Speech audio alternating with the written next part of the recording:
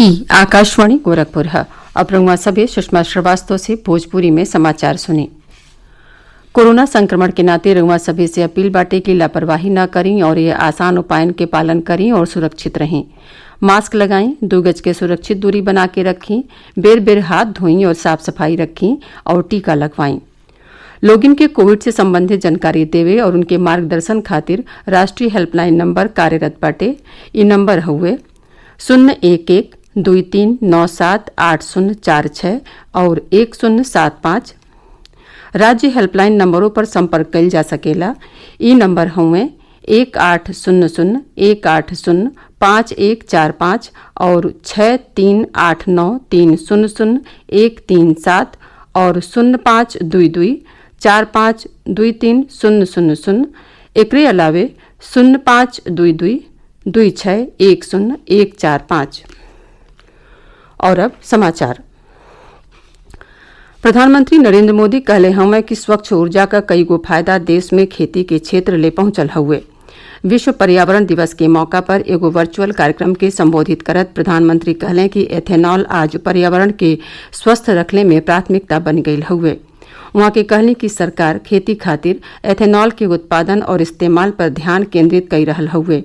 देश भर में आधुनिक औद्योगिकी का इस्तेमाल करत फसिल अवशेष आधारित फैक्ट्री लगावल जा रहल हैं। प्रधानमंत्री कहलें कि जलवायु परिवर्तन कार्य निष्पादन सूचकांक में भारत दुनिया के 10 शीर्ष देशन में शामिल हुए। वहां के कहलें कि भारत भविष्य में ऊर्जा क्षेत्र में परिवर्तन के राह प्रशस्त कर रहल हुए।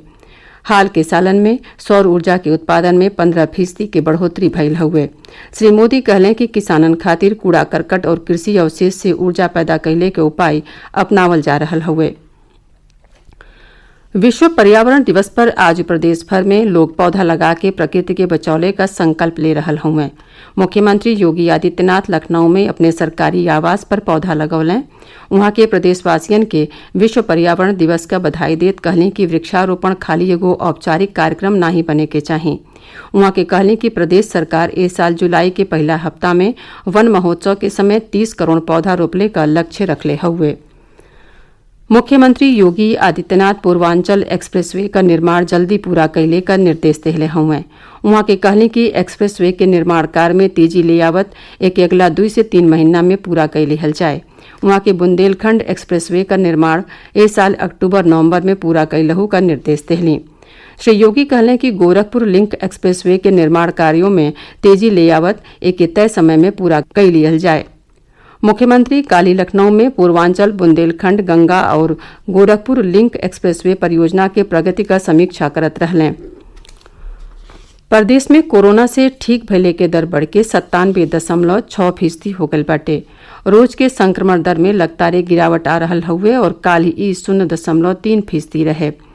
प्रदेश में कोविड मरीजन के संख्या घट के 19,438 रह गई बाटे। पिछला 24 घंटा में राज्य में कोरोना संक्रमण का 1092 नया मामला सामने आयल, जबकि 4,346 लोग स्वस्थ भइले। महामारी से काली 120 लोग इनका मौत भइल। प्रदेश में काली एक दिन में 3,09,000 से ज्यादा कोविड नमूनन के जांच कइल गइल। प्रदेश में कोविड टीकाकरण सुचारू रूप से चली रहल हुए। काल ही एक दिन में 4,01,582 टीका लगावल गयल। राज्य में अबले 1,98,00,000 से ज्यादा टीका लगावल जा चुकल हुए।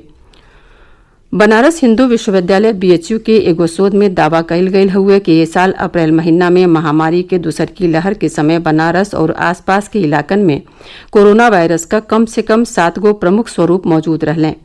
BHU वाराणसी, वैज्ञानिक और औद्योगिक अनुसंधान परिषद CSIR के हैदराबाद के centre for cellular and molecular biology Varanasi और आसपास के इलाकन में कोरोना वायरस स्वरूप के जीनोम के अनुक्रमित कैले हुए।